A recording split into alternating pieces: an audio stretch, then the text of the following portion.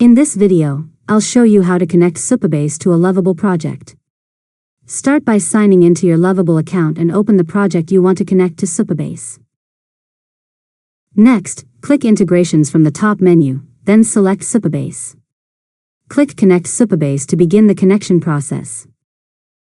After that, sign into your Supabase account if prompted.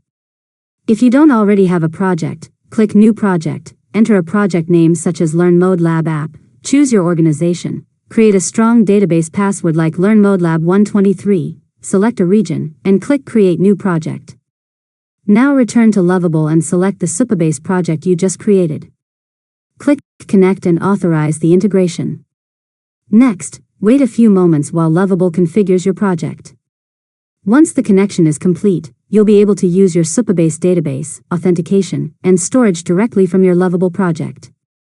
Finally, create a simple table in Supabase, such as customers with the columns ID, name, and email, then return to Lovable and confirm that the project recognizes your connected Supabase backend. And that's it. You've successfully learned how to connect Supabase to a Lovable project. If you found this tutorial helpful, make sure to subscribe to Learn Mode Lab for more tutorials.